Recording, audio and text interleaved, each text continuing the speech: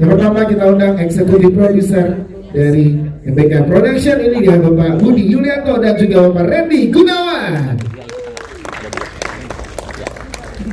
Selanjutnya ini dia produser dari Mahakarya Pictures yang salah satu orang pertama bersama Mas Lupi yang membelah hutan untuk mewujudkan film Pelangi di Mars. Berikan sambutan dan tepuk tangan yang meriah untuk Mas Dendi Renando. Budi dan Randy. Silakan. Selanjutnya ini dia musik scoring ada Yunike Tansil. Pak Dendi. Dan Akhirnya ya Pak. Ini yang sutradara dari Pelangi di Mars. Berikan tepuk tangan yang meriah untuk Ubi Guava. Wow. Silakan. Sang kreator. Selanjutnya kita akan undang ini dia teman-teman cast ya. Ada pengisi suara dan juga pengisi dari film Pelangi di Mars. Yang pertama kita undang ini dia yang memerankan pelangi kecil. Kita sambut Meisha. Meisha Lee.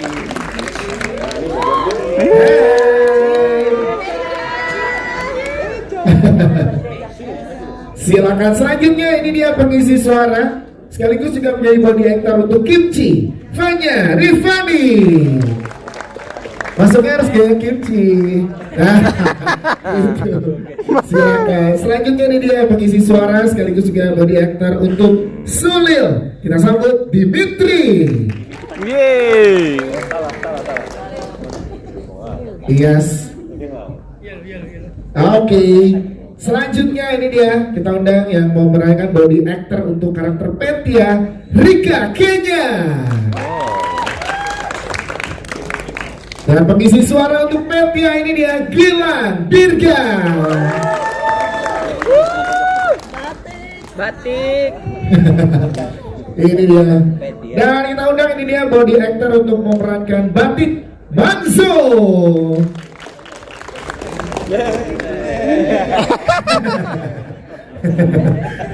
Dan ini dia pengisi suara untuk Batik. Kita sambut Bimoki. Silakan Bimoki semua silakan. Monggo.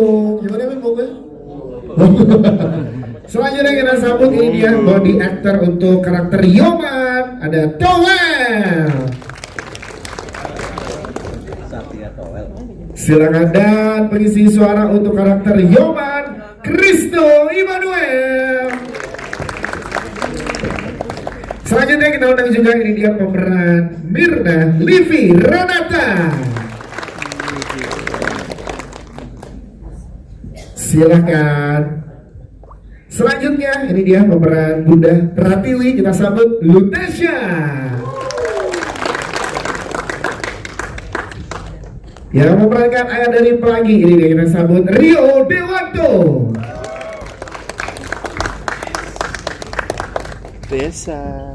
Dan tentunya pelangi kita teman-teman yang bawa kita bertualang di Mars barusan ya kurang lebih 2 jam. Kita sambut ini dia Kenaya Messi Gusti. Silakan pelangi boleh di tengah bersama dengan pelangi kecil. Jadi pelangi kita gabungkan. Nah, yes. Sekali lagi teman-teman berikan tepuk tangan dong untuk orang-orang hebat yang karyanya baru saja kita saksikan. Perjalanan yang sangat luar biasa. Kita pengen tanya langsung ke Mas Dendi. Mas Dendi, setelah 6 tahun, wow, perjalanan dari 2020 sampai di 2026. Dan tadi teman-teman di sini bersama tidak hanya teman-teman media yang hadir kali ini, teman-teman media membawa keluarganya. Boleh tepuk tangan yang bawa keluarganya, teman-teman. Dan ini sesuai dengan apa yang diharapkan visi dari awal Pelangi di Mars Mas Dendi, yaitu menjadi tontonan untuk anak-anak dan keluarga di Indonesia. Ini semakin dekat di momennya Mas Dendi yang mau disampaikan setelah disaksikan nih salah satu penonton pertama berarti mereka. Silakan Mas Dendi. Assalamualaikum warahmatullahi wabarakatuh. Waalaikumsalam warahmatullahi wabarakatuh. Selamat datang teman-teman di media screening Pelangi di Mars. Gimana filmnya? Bangga sekali Pak. Ya ini perjalanan panjang buat karir saya juga sama Upi. Saya kenal Upi udah belasan tahun lalu. Dari tahun 2020 saya punya kegelisahan bahwa kids and family movie itu undersupply di Indonesia. Saya punya 3 anak Pas saya ajak anak saya ke bioskop dan dia mau nonton film Indonesia, bilangnya nggak ada. Kemudian waktu saya ajak ke toko mainan, IP yang ada itu IP dari luar semua. Ada Marvel, ada yang ini dari Jepang dan dari Korea gitu. Nah kemudian itu kegelisahannya muncul. Habis itu ketemu UPI, saya sama UPI waktu itu 2020 itu selesai mengerjakan salah satu dokumenter.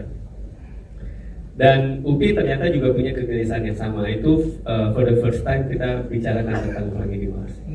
Nah di 2020 itu saya udah langsung impress waktu UPI narasiin secara konsep. Dan pertanyaannya gimana cara kita buatnya nih Pi? Kalau di Mars terus untuk market Indonesia gitu kan, tentu secara investment gimana caranya membuat itu masuk akal gitu. Yeah. Tapi yang saya rasakan sama UPI waktu itu, kita nggak ada alasan buat mundur aja dengan ribuan tantangan yang ada di depan gitu ya. Waktu 2020 ada teknologi baru namanya vertical production, pertama kali dipakai oleh Mandalorian teknologi. Terus saya cari tahu dan belum ada studio itu di Indonesia. Secara konseptual, secara prinsip kerja kayaknya kita bisa ada teknologi itu. Dan seluruh orang di dunia lagi berlomba-lomba belajar cara berproduksi seperti itu gitu. Dan akhirnya dari 2020 itu kita sepakat akan bikin kids and family movie. Saya kontak Mas Alim Studio untuk nulis naskah, kemudian UPI research teknologinya.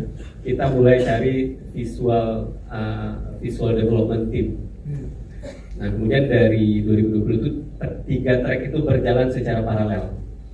Nah pertama kali saya diajak UPI waktu itu mengexercise teknologi itu pertama kali itu di klip Arman Maulana. Yeah. Jadi studio kosong dibikin klip, habis itu oke, gue kayaknya bisa keren gitu ya. Tapi pertanyaannya gimana kalau di layar lebar, kalau di YouTube atau itu kan kayaknya udah bagus gitu. Tapi kalau layar lebar gimana? Nah 2022 kita memutuskan bikin teaser, first look. Disitulah kita dipertemukan dengan Messi. Tepuk tangan buat Messi. Wow, proses dari 2022 ya. 2022 Messi masih usia 10 tahun ya? Kelas 5 SD. Dan dari first teaser itu kita udah nggak bisa membayangkan lagi kalau nggak Messi yang mainin, gitu ya. Habis itu kita rilis, dapat sambutan baik. Nah, at that time saya mau oke kita harus bikin studio untuk menyelesaikan film Pelangi di Mars. Yes. Nah, alhamdulillah, long story short, saya sama UPI merasa sangat beruntung dipertemukan sama banyak talenta hebat di film Pelangi di Mars karena dia hybrid, live action sama animasi. Jadi departemen filmnya itu sangat gemuk. Jadi banyak orang-orang hebat, baik itu di depan layar atau di belakang layar. Di depan layar kita melibatkan acting coach, kita melibatkan choreographer, kita melibatkan movie actor, kita melibatkan voice actor, kita melibatkan actor gitu. Jadi sangat banyak. Dan ini jadi pengalaman luar biasa buat kita gitu. Nah harapannya mudah-mudahan film ini bisa jadi seperti niat kita di awal, jadi tontonan keluarga Indonesia, karena tentu anak berhak untuk mendapat ruang aman bagi mereka di sinema untuk film mereka gitu. Yes. Jadi itu yang kita mau coba sampaikan lewat film ini. Mudah-mudahan terdeliver dengan baik. Siap, terima kasih tepuk tangan dong untuk Mas Dendi. Itu penting, hak anak pada saat di bioskop dikasih tontonan yang memang untuk mereka yang pas di momen lebaran ini. Baik, kita ke teman-teman dari MBK Production, ada Bapak Budi dan juga Mas Randy. Kita pengen tahu Pak, bagaimana ikut berproses bersama dengan Mas Dendi dan Mas Upi. Dan akhirnya tiba di momen ini dipertontonkan ke seluruh masyarakat Indonesia di hari ini, sebagian di gala premier ini, dan sebentar lagi kurang dari seminggu akan ada di seluruh Indonesia. Gimana dari MBK Production? Silakan. Oke, sebelumnya terima kasih untuk rekan-rekan media yang sudah hadir dan juga menikmati film ini.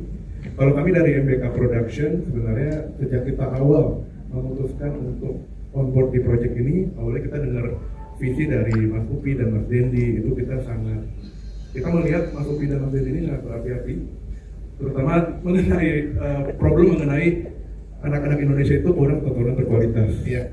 Nah di sana kita lihat mengenai bagaimana Mas Upi itu transformasikan visinya ke dalam produk. Di sana kita lihat juga tim membangun infrastruktur dulu. Nah, kami sangat bangga untuk bisa ikut dalam onboard di proyek besar ini. Gitu. Di samping dari itu juga kami melihat kalau misalnya adanya tontonan berkualitas ini penting buat generasi muda. Karena sekarang tontonan untuk generasi muda Indonesia itu masih terbilang terbatas. Padahal tontonan ini adalah hal yang membentuk karakter dari generasi muda di masa depan.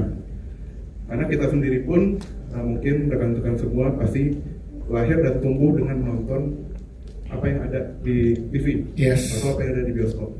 Dan saya juga melihat kayaknya dari sisi perbedaan generasi itu pasti ditentukan oleh apa juga yang dia tonton. Dan adanya film ini kami harapkan bisa membawa generasi muda yang nonton film ini itu bisa bermimpi lebih tinggi lagi. Ya, terima kasih Mas Randy. Mau melambangkan mungkin Pak, silakan. Ya, selamat sore rekan-rekan media semuanya yang sudah hadir. Terima kasih, ada banyak teman juga saya lihat yang biasa meliput kita juga. Saya senang dan bangga ya ikut dalam proyek ini. Kami sebelumnya ada film kebetulan judulnya Mars juga. Iya. Mimpi Ananda Raih Semesta. Waktu itu cerita seorang anak yang saat ibunya menatap satu bintang langit namanya. Ditanya ke ibunya, ini bintang apa? Bintang Mars. Dan akhirnya anak tersebut bisa sekolah tinggi di Oxford, waktu itu kita syuting, akhirnya bisa jadi astronot. Dan rupanya kita tidak pernah menyangka MBK Production join ya di proyek ini, dan benar-benar ini kita bisa syuting dan bisa menyaksikan keindahan Mars dalam film ini. Saya turut senang dan luar biasa bangganya kita bisa menghasilkan satu karya baru ya bersama-sama dengan Mahakarya dan Agova Studio, film anak yang cocok ya untuk ditonton, dan kita juga dikasih kesempatan yang luar biasa bisa bersanding ya dengan film-film bagus lainnya untuk tayang di Lebaran. Nah, tidak ada kata lain, kami mengharapkan semoga film ini bisa ditonton oleh masyarakat luas dan bisa didukung, karena tanpa dukungan penonton Indonesia film yang bagus tidak akan sukses. Kita harap ini bisa menjadi tonggak ya kebangkitan teknologi perfilman Indonesia, dan ini bisa menjadi karya yang baik dan kita bangga Indonesia mampu untuk itu. Wow, siap. Terima kasih penjelasannya. Kita ke Mas Upi nih. Mas Upi hari ini akhirnya tiba, pengen tahu juga cita-cita panjang yang membawa teman-teman yang ada di sini membabat hutan bersama gitu ya. Mas Upi pengen tahu gimana rasanya kalau Mas Upi merefleksikan perjalanan Flying di Mars untuk Mas Upi ya, benar-benar dari awal sekali bersama dengan Mas Dendi. Silakan. Terima kasih. Rasanya aneh banget sih. Saya dulu membayangkan perasaan saya di saat menyelesaikan film itu akan yes gitu, beban 5 tahun gitu. Tapi enggak, saya nggak bisa jelasin ya. Rasanya tuh kayak haru, gimana ya? Sulit lah ngejelasin. Saya nggak bisa mendeskripsikan perasaan saya.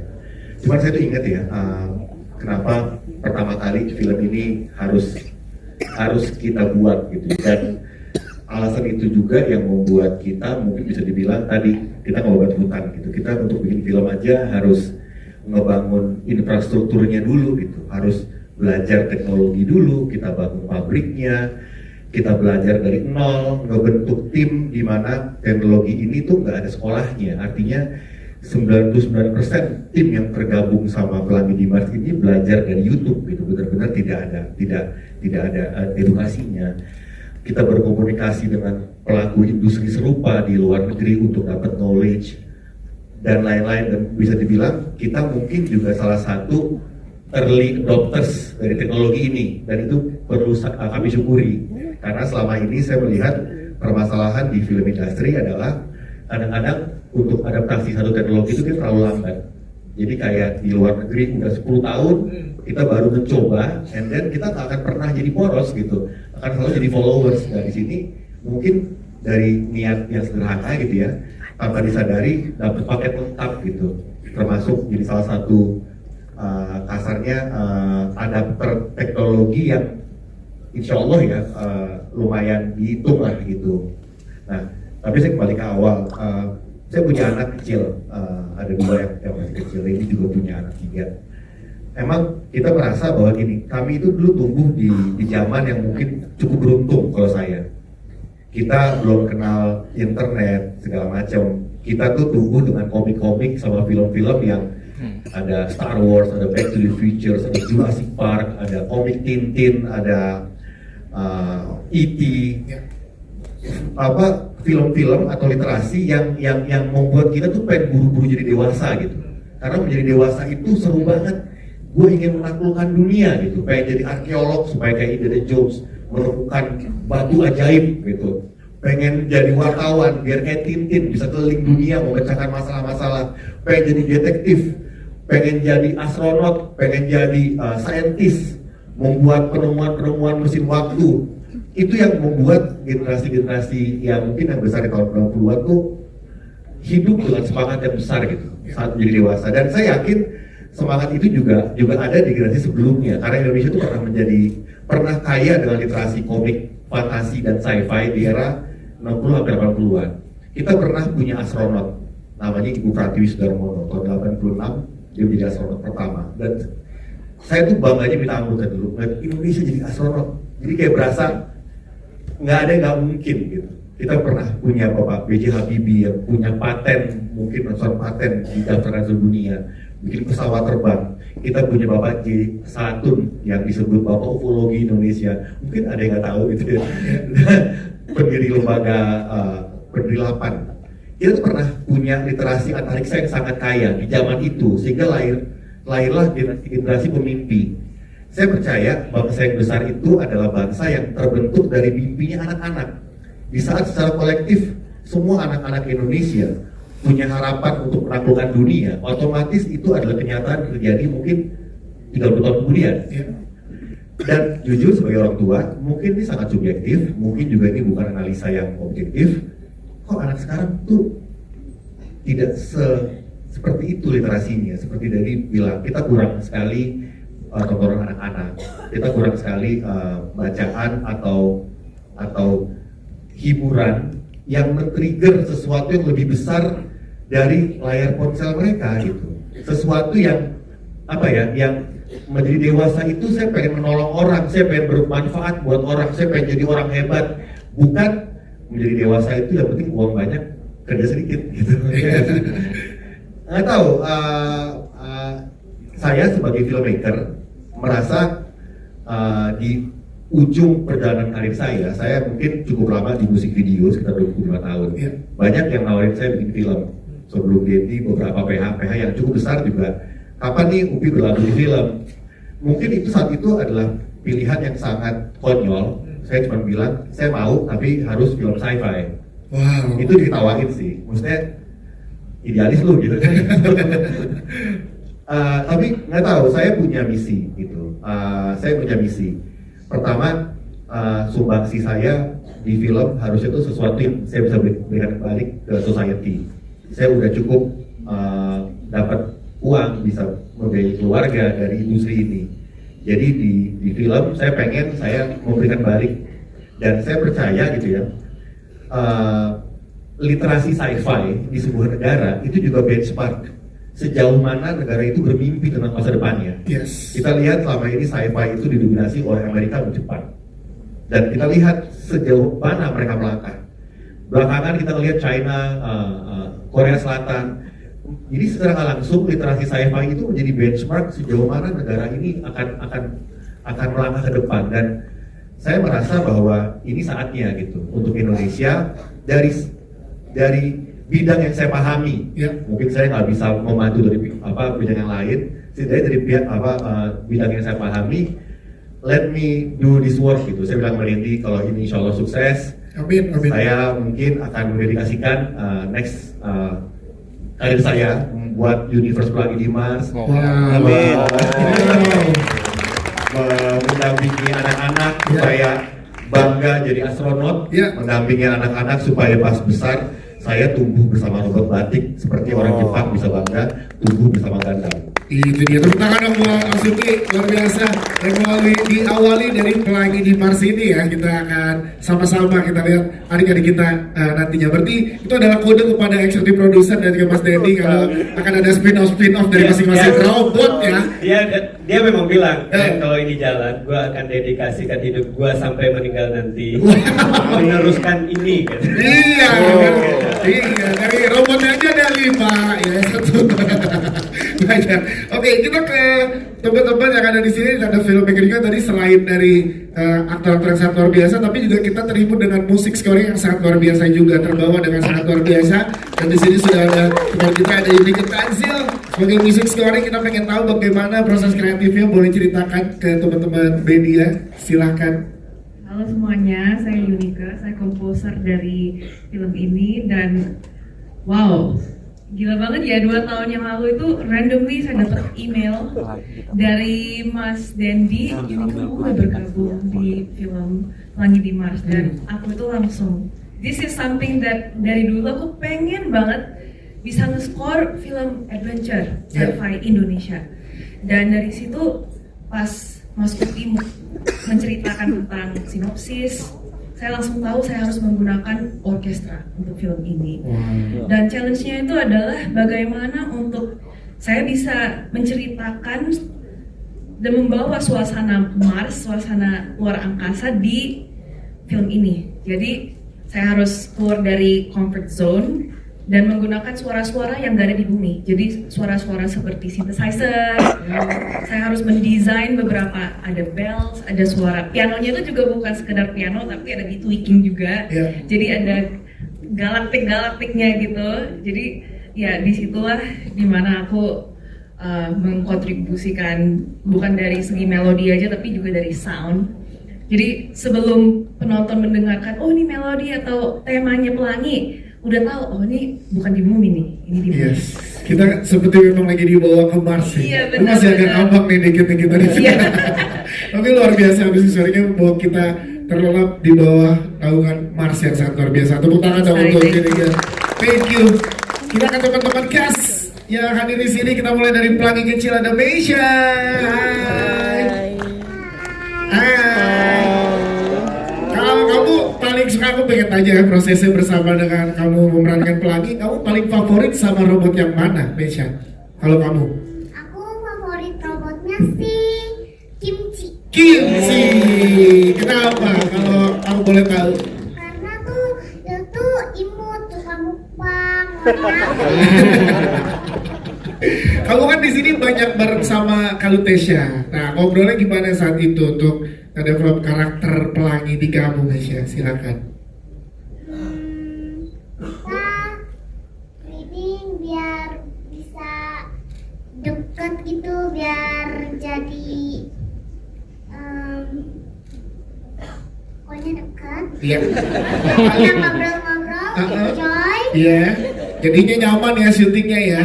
Kan ada adegan sedih, ada adegan seneng main-main juga. Kamu lebih gampang yang mana sih buat kamu? Adegan sedih atau adegan main-main bareng sama Kalutesha? Kayaknya kedua-duanya. Kedua-duanya gampang ya buat kamu ya. Nah, Ada susah dikit. ada sedih sedikit. Ya sedikit. Sedih.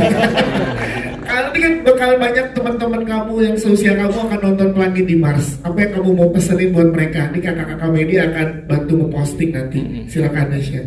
Semoga kalian suka ya filmnya. Terima kasih, bukan dong. Sekarang kita ke, karena tadi Nesya favoritnya adalah karakter Kimchi. Nah, kita ke Kimchi dulu deh.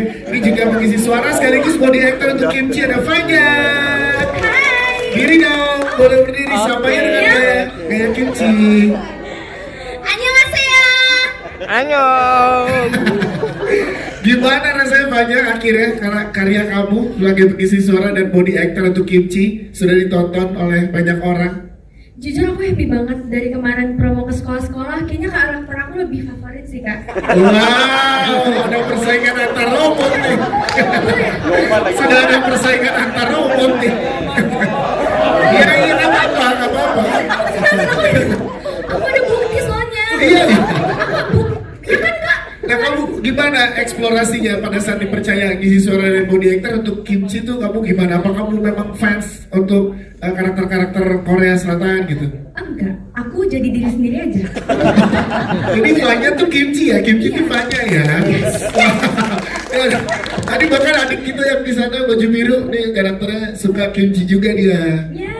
Nah, apa sih kalau dari karakter Kimchi kamu melihatnya yang pengen dipesankan dari karakternya tuh apa? Oke, karena karakter Kimchi ini confident, jadi aku mau ini sih kayak zaman sekarang tuh baik banget kayak insecure gitu. Jadi confident aja walaupun kita basic, udah confident aja gitu. Jadi karakter Kimchi. Aku sadar sih kadang Kimchi kan aku kan Kimchi ya. Iya. Aku tuh sadar kadang aku tuh berisik, aku tuh kadang bikin panik orang. Cuman kalau nggak ada aku kayaknya Gak mumpet deh. nggak banget gitu. Jadi harus ada kimchi nggak sih di kehidupan kalian ya nggak sih? Betul. Ya nggak? Terima kasih banyak. Jadi karakter Kimchi mengajarkan kita untuk kita punya percaya diri ya dalam kehidupan ya. Nah, tapi di dalam karakter ini ada yang pinter-pinter juga, yaitu Sulil. Kita pengen ngobrol kalau gitu ya dengan pengisi suara dan body actor Sulil, Dimitri. Halo semuanya. Ya, Sulil deh. Gimana kamu saat dipercaya sekaligus body actor dan juga pengisi suara? Jujur Li, aku ngerasa sangat-sangat berterima kasih sudah dipercayakan untuk jadi si Sulil, robot yang kecil yang tidak percaya diri ini. Mungkin kelihatan aku langsung kayak, oh dia nggak percaya diri nih, oke. Cuman ya aku sangat berterima kasih kesempatan ini. Aku belajar banyak banget dari koreografer dan para acting coach kita juga, oleh Kak Upi juga, semuanya tuh benar-benar nge-guide dan ngebuat aja kayak oke, belajar banyak. Jadi kesempatan itu kesempatan yang sangat seru banget. Yes. Apa yang bisa dipelajari teman-teman kita, adik-adik kita nanti dari karakter Sulil menurut kamu? Kalau menurut aku ya, ini aku sering banget bilang juga kemarin-kemarin, Sulil tuh ketika aku peranin tuh, aku ngebayangin muridku. Murid-murid aku sebagai pengajar juga, aku ada murid-murid mau itu SD, SMP, SMA yang mereka sebenarnya bisa ngelakuin sesuatu, cuman mereka tuh ragu, mereka ada rasa kayak aku nggak bisa. Mungkin karena sekitarnya yang bilang juga kamu nggak bisa, lu nggak bisa, lu nggak usah, jangan, gak usah itu, gak usah coba, gak usah lakuin. Tapi sebenarnya mereka bisa ngelakuinnya. Aku memeranin Sulil tuh nginget mereka, dan aku harap dari nanti murid-muridku yang nonton ini juga, yes, mereka bisa melihat si gurunya jadi seorang robot kecil yang nggak percaya diri dan nemuin kepercayaan diri mereka. Yes. Melihat Sulil. Itu dia. Suruh tes gerakan Itu dia. Tadi ada satu jurus Sulil yang berkesan. Yang mana betul? Yang tadi muter-muterin angin itu loh. Nah, boleh dong coba di sini dong. Jangan dong buat Dimitri dong. Mental ya. Iya mental kata saya.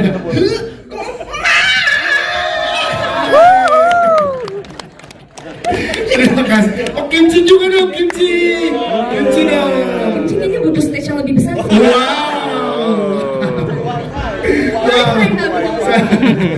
Kimchi dong, dikit-dikit dong Kimchi boleh tanya dong. Nih, silakan direkam. Nah, yuk. Ada jalan ya. Iya, silakan ini dia Kimchi.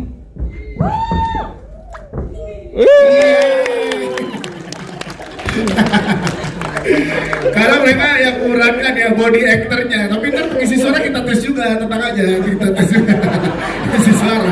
Kalau lolos juga, oh hari ini. Tapi kita ke teman-teman body actor dulu yang ada di sini karena sudah ada di sebelah Sulil, ada yang memerankan body actor Petya, ada Rika Kenya. Halo semuanya, selamat sore. Hey, karakter Petya nih unik sekali dan di sini kolaborasinya sama Kak Gilang dirinya juga sebagai pengisi suaranya. Betul. Boleh ceritakan gimana Rika untuk kamu mengeksplorasi gerakan-gerakan dari Petya, silakan. Oke, sebenarnya kalau Petya ini yang paling berkesannya adalah teman-teman bisa lihat tadi bahwa dia itu robot yang satu-satunya tidak punya kaki, dia pakainya roda ya. Iya. Jadi waktu kita syuting itu, aku pakai body marker. Nah, body markernya itu gede kurang lebih sekotak ini. Iya. Nah, aturannya, rulesnya, tanganku itu harus di luar dari body marker itu. Betul. Jadi selama dari workshop sampai syuting kurang lebih total 3 bulan, tangan aku kayak gini semuanya. Ya, jadi 3 bulan seperti ini. Iya. Jadi awalnya kayak kok agak sakit ya gitu. Tapi akhirnya setelah 3 bulan kayak oh aku jadi kalau jalan tuh lebih kayak agak terbiasa gitu. Jadi terbiasa. Awal-awal bener kayak ketek aku diuji. Tapi lama terbiasa. Iya, saya gerakan-gerakan coba dong contohin gerakan-gerakan Petya gimana? Boleh dong tepuk tangan dong. Oke, selain bagian tangan. Iya. Petia itu karena aku kan pakainya kaki ya. Betul. Kebetulan nggak ada rodanya sih. Iya. Gitu. Jadi aku belajar untuk bagaimana caranya ketika jalan atau maupun lari itu memberikan efek seperti seakan-akan badan kita tuh ada rodanya. Oke, kita coba udah silakan. Rika Markico. Keja. Markico. Ini dia. Rika Keja sebagai Petia. Iya, saya belakang dulu deh tertarik. Iya. Kalau mau jalan itu kayak Wow. Wow. Pantas tadi pas datang ke Kuningan di epicentrum tuh siapa gini-gini. Ada lupa loh yang gini loh. iya, aku suka gitu. Jadi kalau di MRT orang-orang mungkin aku kayak gini. Iya. Kayak gini ya. Terima kasih Rika Keja. Dan yang mengisi suara Petia adalah Gilang Dirga. Ini juga celutukan-celutukan Petia, emosi amarahnya Petia berasa banget di kita. Ini gimana pada saat dipercaya bersama dengan Mas Upi dan Mas Denny untuk karakter Petia? Ya, alhamdulillah hari ini aku berada di antara orang-orang terhebat yang ada di sini. Boleh tepuk tangan buat semuanya. Ini adalah mimpi yang menjadi nyata. Jadi terima kasih untuk melibatkan aku di dalam mimpi yang indah ini. Sebetulnya kenapa aku bisa dilibatkan oleh produser Dendi, karena saya megang kartu AC dia. Dia ada di setiap film Mahakarya. Betul. Walaupun suara aja ada juga. Saya pernah jadi saksi lagi break mampirnya ke kantor Mahakarya soalnya. Bahkan film sebelumnya juga ada suara aja. Iya. Tapi memang alhamdulillah sih keterlibatan aku di sini tuh bangga akunya sendiri pribadi, karena cerita dari film ini bukan hanya soal robot, bukan hanya soal astronot, tapi kalau mau kita gali lebih dalam, ini adalah betul apa yang dikatakan Upi tadi, ini adalah mimpi. Jadi aku selalu bangga jika aku menjadi bagian dari sejarah apapun itu untuk membuat Indonesia menjadi lebih baik dengan mungkin ya bisa dibilang mudah-mudahan ini bisa nge-brainwash anak-anak ke arah yang lebih positif sehingga mereka tidak takut untuk punya mimpi. Iya, sih itu dia. Karena tadi banyak juga kayak Gilang Dirga kirain pada jadi batik. Iya, karena badannya ya? Iya. Karena batiknya gitu. Batiknya bingung subuh, Mansur. Tapi boleh biar pada percaya nih kita nih mana suara Petia dong dengan celetukannya. Silakan. Sebenarnya itu AI. Kasih dong, ini baru. Hai, aku Petia. Aku robot Rusia, penjelajah yang ulung. Oh, gini. Jadi kamu berdiri di perayaan oleh dia ya. Jadi jangan. Oke, silakan. Ini dia Petia, body actor dan voice actornya. Oke.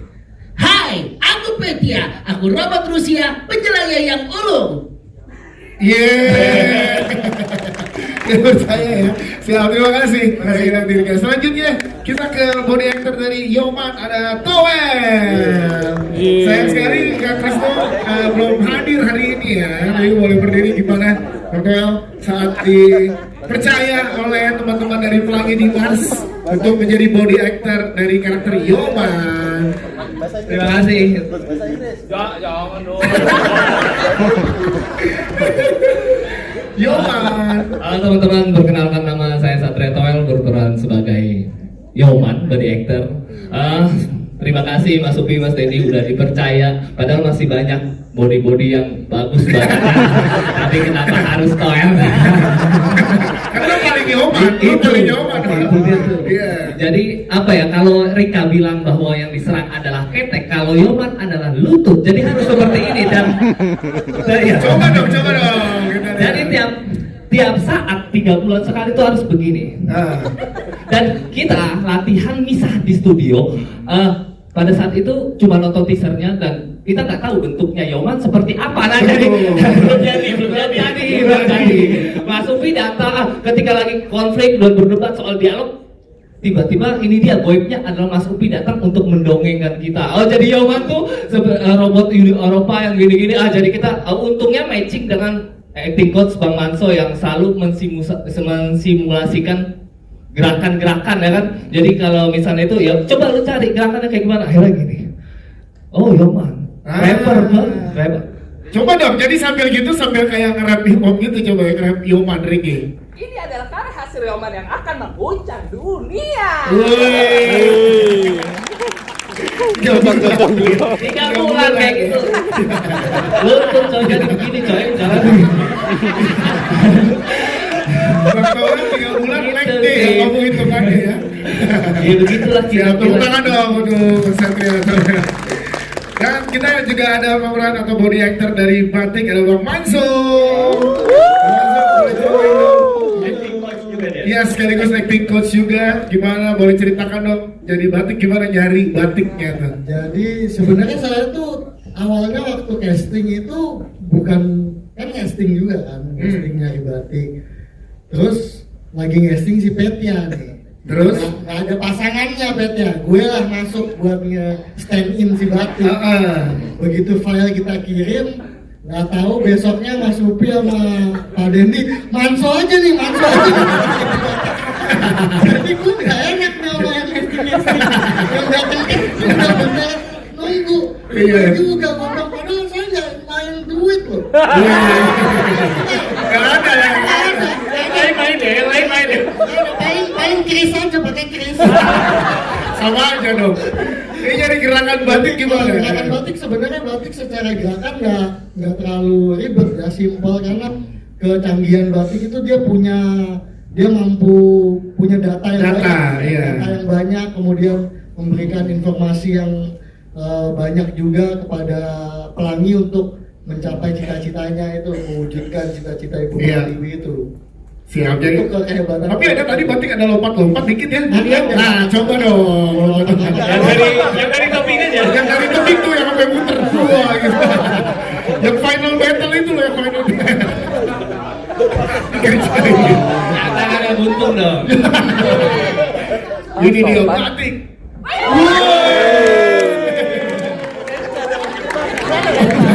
Itu kalau tahu bisa salto, batik dibikin salto ya. Ada itu kayak di Yang kayang. Tepuk tangan dong buat Bang Wanzo. Terima kasih. Dan pengisi suara dari batik adalah Bimo Kusumo. Ini dia. Bim jadi sahabat dari Pelangi. Gimana Bim mengeksplor suara dari batik, Bim? Silakan. Sapa dulu dong dengan suara batik. Langsung banget Pak, saya udah setup ini di akhir, sudah di awal. Ya kompak. Silakan. Ya, untuk mengeksplor karakter suara batik tuh cukup menantang gitu. Jadi dikasih tahu sama Pak Dendi, eksplor sama Mas Upi gitu. Pokoknya lo inget ya Bim ya gitu. Batik ini robot rusak. Anjir, kayaknya nyerah nih gue. Bagaimana ya robot rusak tuh gimana gitu kan? Oke, robot rusak habis itu, tapi dia akan jadi pelindungnya Pelangi di sepanjang. Ini semua sudah nonton kan ya? Tapi ada yang live Bim, nggak boleh dibocorin. Ada yang live TikTok dan Instagram biar nggak spoiler. Itu makanya. Iya. Kita dibocorin kan lu ceritanya. Oke, kita lanjut. Bimo King, Monggo. Ya, jadi intinya hampir sama lah karakternya batik sama karakter saya di rumah. Jadi sosok seorang bapak yang nggak selalu nggak selalu sejalan sebenarnya sama ide-ide liar dari seorang anak. Seorang bapak sendiri di rumah kan juga punya konflik dengan anaknya, apalagi anaknya masih kecil gitu. Nah ternyata itu yang memudahkan saya untuk mengisi suara si batik ini. Gitu. Apa yang mau disampaikan sih dari karakter batik kalau buat penonton kita? Ya, itulah sosok seorang ayah ya, gitu. Yang bisa jadi teman, yang juga bisa jadi pelindung, yang selalu nggak sepemahaman sama anaknya, tapi dia selalu setia, gitu. Untuk teman-teman yang udah nonton, tadi melihat ya, gitu, perjalanannya sama si Pelangi, ya seperti itu, gitu. Yes. Ada konfliknya dan lain-lain, gitu ya. Tapi seorang ayah, seorang pelindung, seorang teman itu selalu ada sampai di akhir, sampai ke universe berikutnya maksudnya apa sih? Udah juga. Iya, terima kasih. Nah sekarang orang Indonesia kan bangga sama batik. Betul. Cuma belum tahu loh, tar dulu. Cuman kesian gak ada yang bela, Kristo gak ada soalnya. Coba dong sekarang Bim, lo pakai suaranya Bang Manzo praktekin dengan body actornya. Nah, ini karakter batik yang mana? Ulang dari scene awal. Briefing dulu kan gue bilang ini buat di akhir, bapak di pertama aja. Silakan. Halo warga bumi, bagaimana filmnya? Kalau filmnya bagus, langsung ajak teman-teman semua untuk nonton Pelangi di Mars 18 Maret 2026. Monggo. Terima kasih. Kita pengen Bang Mazhar tetap di situ untuk semua case.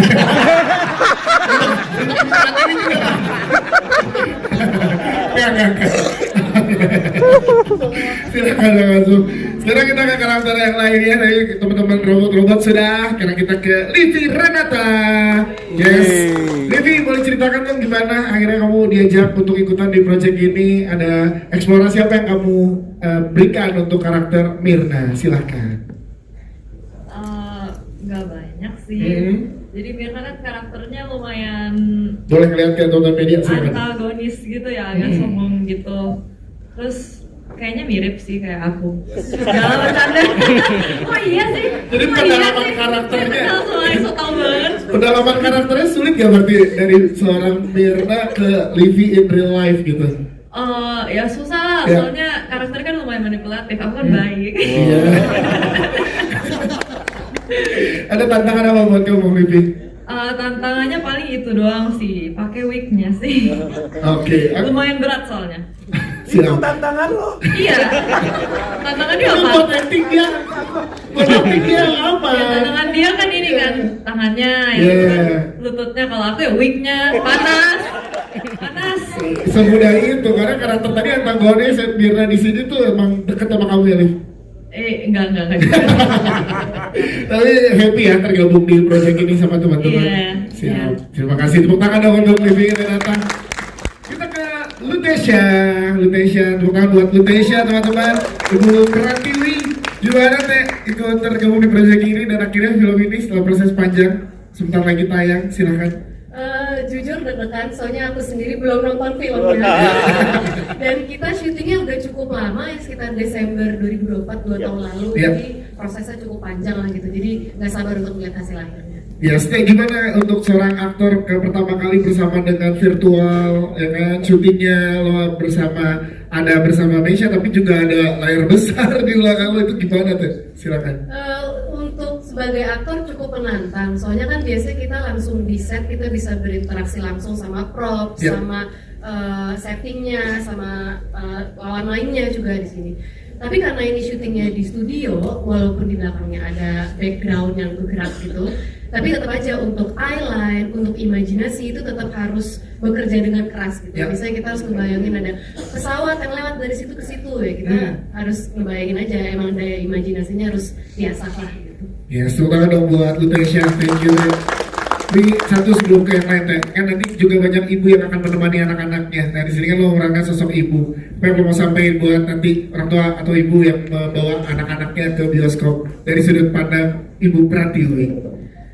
Menurut aku, bagi ibu-ibu yang mengajak anak-anaknya nonton film Pelangi di Mars, sabar-sabar karena pasti anak-anaknya akan bertanya dengan sangat banyak. Yep. Ini planet Mars di mana? Itu kenapa bajunya seperti itu? Menurut aku ini salah satu cara untuk kita bisa bonding dengan anak kita gitu. Jadi semoga film ini bisa memantik rasa penasaran untuk anak-anak dewasa. Lutesia, terima kasih. Kita ke Mas Rio Dewanto sebagai ayah di sini.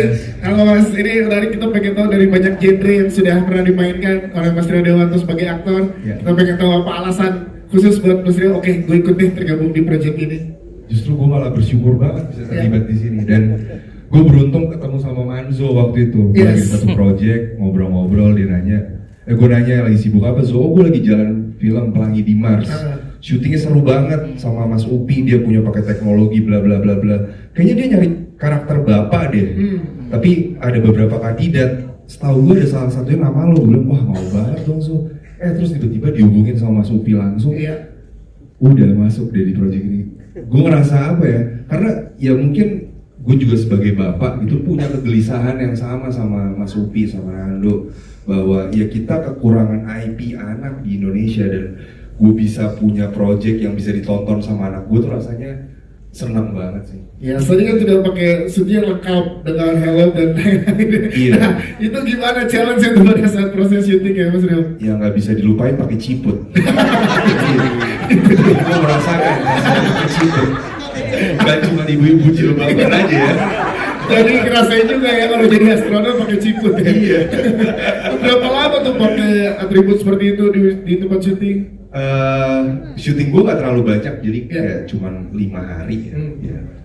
Jadi pakai ciput di mana? Selalu pakai ciput ya. Sudah dalamnya itu dipakai ciput. Nah itu kan kalau aktor biasanya ada pelukan atau bersama dengan anak, tadi ada Messi Gusti di sini kan biasanya ada touch itu kan nambah chemistry. Nah ini kan ada dihalangi oleh helm yang besar. Nah chemistry gimana kalau gitu ngobrolnya? Iya, memang agak sulit untuk ngedengerin karena di dalamnya juga kan ada kipas supaya kita nggak kepanasan. Yes. Ya hanya dengar monitor aja sih dari luar. Ya itu terus kemudian ngerasain aja emosinya. Gue coba bangun aja karena untungnya gue punya anak perempuan, jadi gue coba untuk membayangkan gimana sih ketika gue nggak bertemu anak gue selama itu dan akhirnya gue bisa ketemu lagi. Iya sih, itu dia. Tepuk tangan dong buat Mas Rio. Mas, tentu juga kan selain ibu tadi udah dari Lutesha, tapi dari sudut pandang ayah nanti yang ngajak anak-anaknya di momen lebaran nonton ini yang mau disampaikan? Ya buat para orang tua harus banget untuk datang ke bioskop, ajak anak-anaknya, keluarga, dan film ini gue yakin ini film yang sangat fresh banget buat kita semua dan anak Indonesia berhak untuk mendapatkan film berkualitas contohnya seperti Pelangi Dimas. Yes, terima kasih. Kita ke pelangi kita, tepuk tangan dong untuk Messi Gusti. Wow, dari kelas 5 SD akhirnya hari ini tiba. Gimana rasanya pelangi? Pengen tahu dong dari kamu apa yang pengen disampaikan sih buat teman-teman, buat kakak-kakak ya kalau di sini, kakak-kakak, Kak Upi, Kak Denny dan yang lainnya, silakan.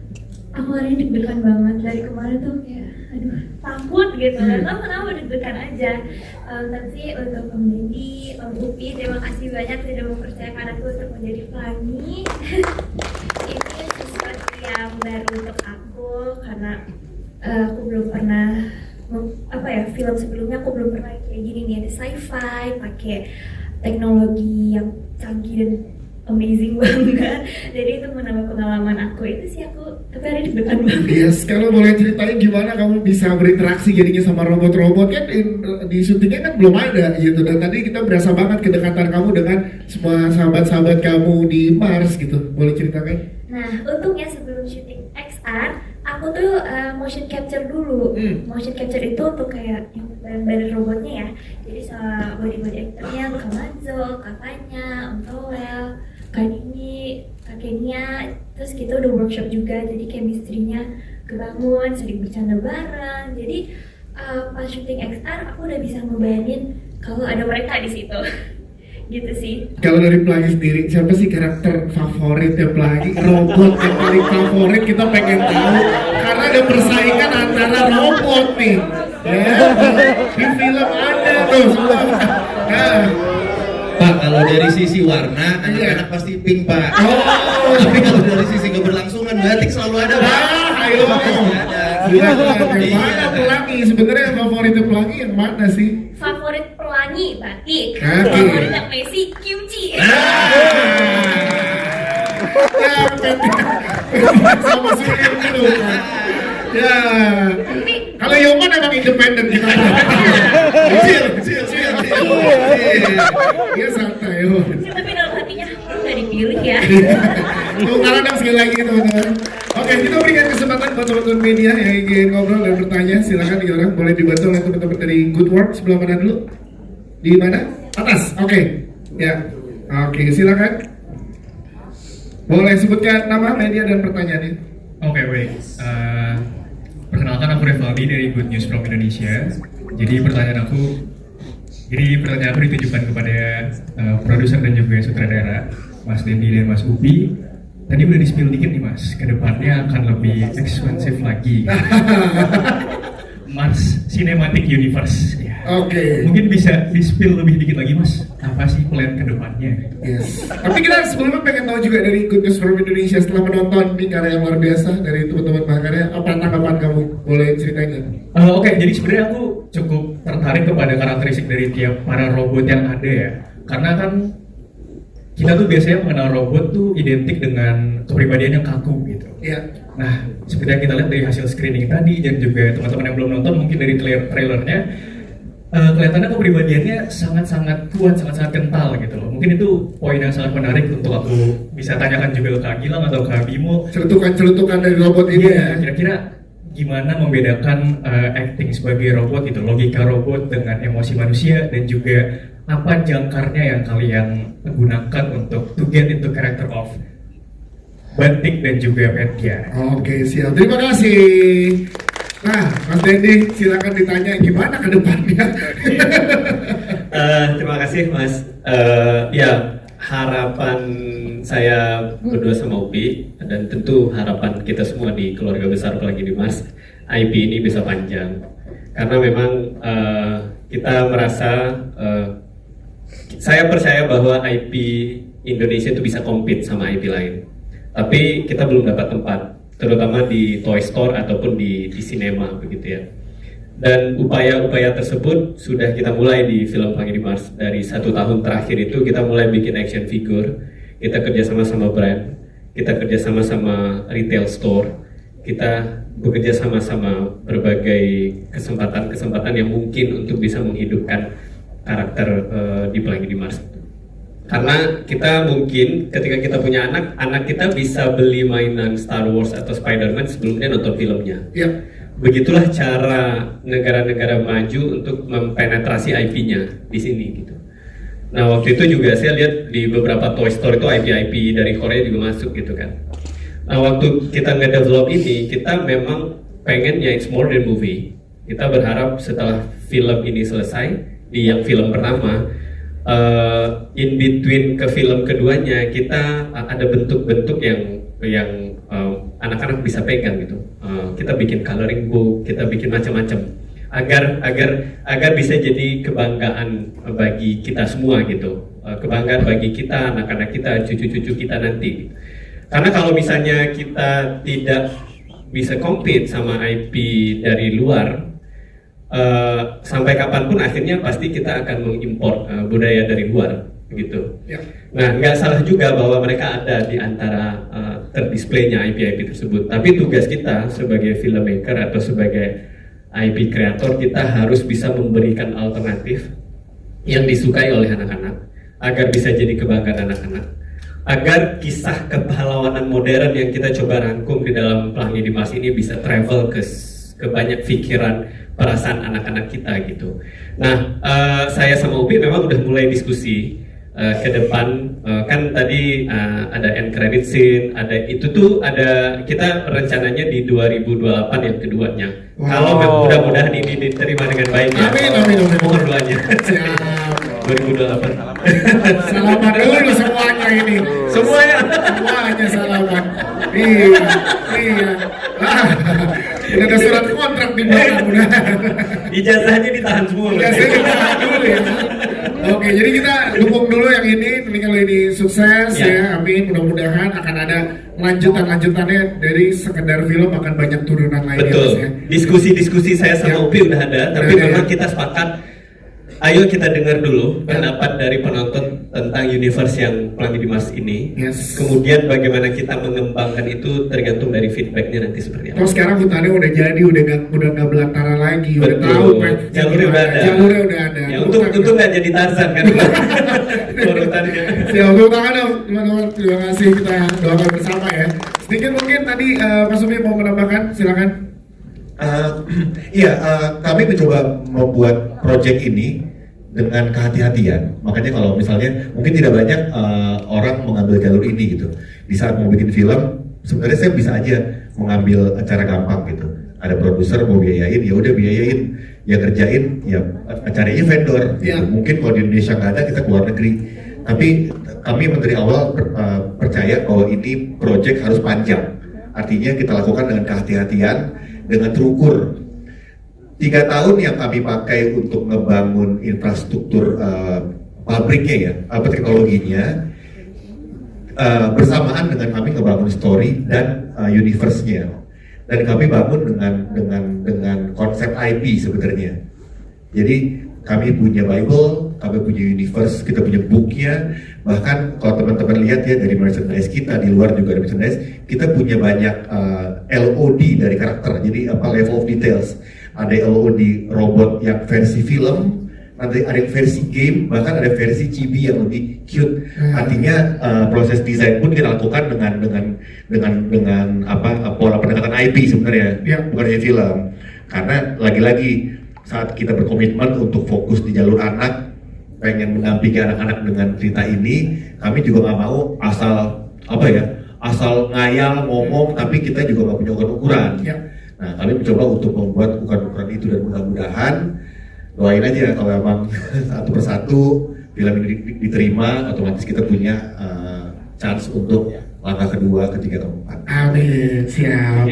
Itu sebetulnya karakter tahap kedua. Oke. Tahap pertama itu belum toys friendly ya. Betul. Ya, kita menyadari waktu itu udah jadi, ini kayaknya kalau jadi toys nggak akan menarik, Oke. Ada runcing-runcingnya gitu-gitu. akhirnya pada momen tertentu itu Upi nge-redesign ulang sama konsep art gitu, jadilah seperti yang kita lihat hari ini, dan itu udah bisa lebih toys friendly. Ketika dibikin mainan dia lebih enak dilihat, dipegang, dan dinikmati. Dan ada di depan ya beberapa displaynya ya, siap. Terima kasih.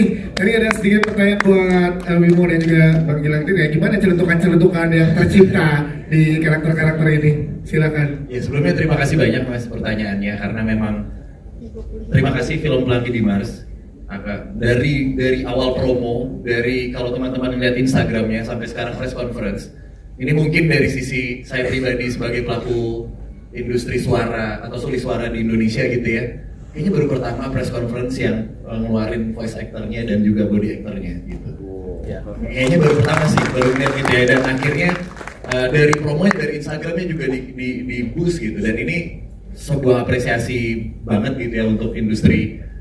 Saya pribadi bersama rekan-rekan voice actor yang lain, kalau di Indonesia tuh kita juga punya talenta kreatif seperti ini loh gitu. Apalagi dengan format genre yang seperti ini, yang mungkin nanti ke depannya banyak yang sudah berani gitu ya, gara-gara legasinya Mas Upi dan Pak Dendi gitu, makin banyak voice actor atau mungkin teman-teman body actor ini yang akhirnya terlibat juga, karena di luar negeri profesi ini tuh mahal sekali dan sudah tersertifikasi bahkan menjadi profesi yang resmi di negara. Dan ini salah satu langkah yang apik juga untuk melegitimasi kalau Indonesia tuh punya voice actor dan body actor seperti ini. Dan kebetulan kan aku punya show juga sama Bang Gilang sama Kristo kan. Betul, di YouTube. Di YouTube. Dan itu juga menjadi keresahan kami juga ya Bang ya. Akan industri ini sebenarnya keren loh. Berarti memang Pelangi di Mars keren ya, bisa ada Bimokier, hotel yang termahal di Indonesia ya. Sebentar Pak, kalau kita tuh iklannya banyak berarti kita bersahabat Pak gitu. Tapi benar tadi logikanya, Mas tadi nanya gimana sih mecahin logika antara robot dan manusia. Nah itu susahnya, karena tugasnya voice actor itu bukan membacakan tulisan sesuai pesanan, tapi memberikan nyawa ke dalam tulisan. Nah itu yang benar-benar mahalnya di situ. Terima kasih. Bang Gilang silakan. Enggak, udah terjawab semua. Males banget. Nah itu yang rate-nya mahal begitu. Betul. Ya, tapi yang pasti kita harus berikan apresiasi juga untuk Ardit Erwanda. Jadi beliau adalah comedy consultant-nya juga di sini. Jadi yang banyak ngisi improvisasi kalimat itu justru dari Ardit. Iya. Itu tuh kami tuh 4 tahun sama Bang Gilang sama Kristo, setelah show itu nggak jalan, akhirnya ketemu di Pelangi di Mars reunian. Apa yang terjadi? Apa itu skrip? Tidak ada. Ya improvisasi saja. Tapi gue jujur nungguin kalau misalkan universe berkembang nanti, gue tuh nungguin origin of batik sebetulnya. Nggak usah gitu-gitu Pak. Kasih umpan lambung ya. Tapi seruan penty syuting di Rusia ya. Terima kasih, tepuk tangan untuk jawabannya. Ada lagi? Silakan, boleh di sebelah mana? Dari di atas dulu ya. Oke, silakan sebutkan nama, media dan pertanyaannya. Halo, selamat sore. Saya Imam dari Cinemailo. Sebelumnya selamat untuk filmnya, bagus sekali. Jadi memang CGI-nya luar biasa. Kayaknya ini film Indonesia dengan CGI terkeren ya yang pernah kita tonton. Visualnya benar-benar membuka ceritanya juga, dan world buildingnya tuh detail, jadi menarik sekali untuk ditonton. Pertanyaannya bikin penasaran tentang visualnya. Ini berapa lama sih sampai lock di visual yang kita tonton? CGI-nya berapa lama digarapnya sampai akhirnya pasti akan ada revisi, ada mungkin trial error sampai benar-benar ini nih yang produser dan sutradara tuh visualnya tuh inginkan. Itu yang pertama. Terus yang kedua, tadi ini open ending, ada Ibu Pratiwi di akhir cerita. UT-nya belum tahu tuh. Oh maaf, belum tahu.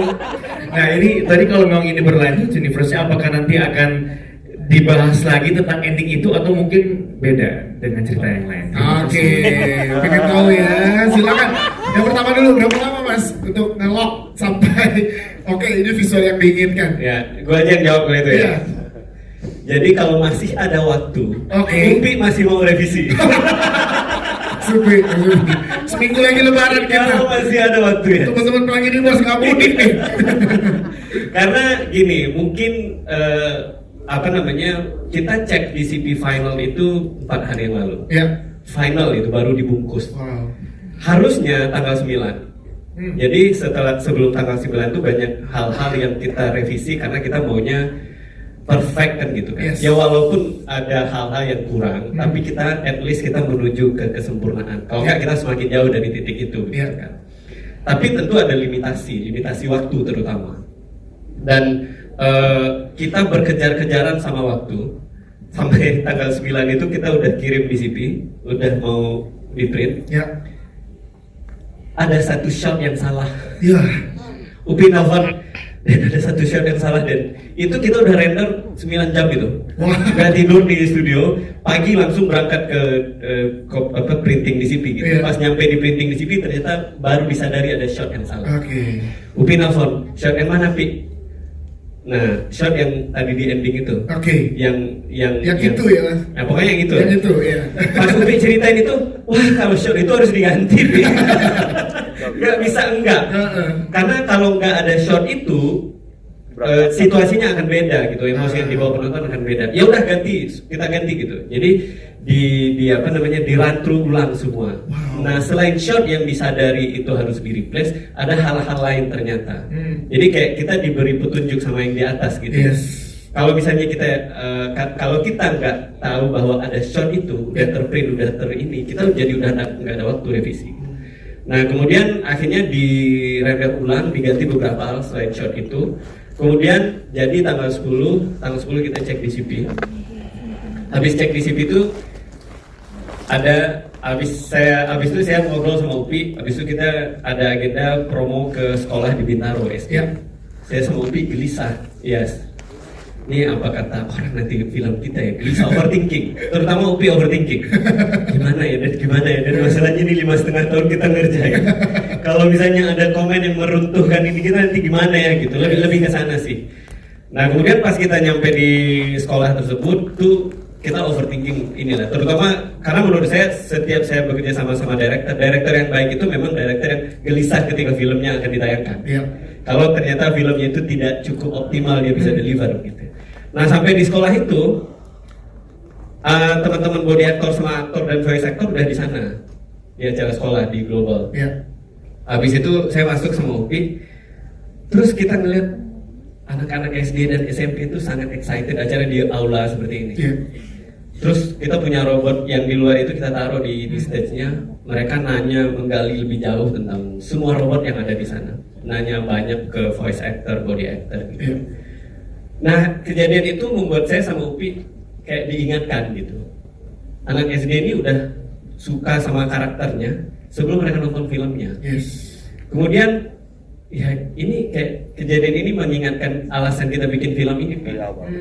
Jadi buat apa lagi kita gelisah apa kata orang? Buat apa lagi nunggu gitu ya. Jadi selama anak-anak udah happy, insya Allah orang tua akan happy. Jadi ketika anak-anak udah happy, bagi kita udah lebih dari cukup dan itu udah patut kita syukuri. Tentu setiap karya punya kurang-kurangnya. Ya. Yang kekurangan itu akan kita perbaiki di karya berikutnya. Tapi yang bisa saya pastikan, apa yang teman-teman lihat tadi adalah kemampuan terbaik kita hari ini. Dari limitasi kapital, limitasi waktu, dan limitasi teknologi yang kita punya. Jadi itulah kontribusi luar biasa dari seluruh keluarga besar Pelangi Dimas. Itu yang terbaik hari ini kemampuan kita. Tapi kita yakin di karya berikutnya kita bisa lebih baik. Tepuk tangan dong teman-teman.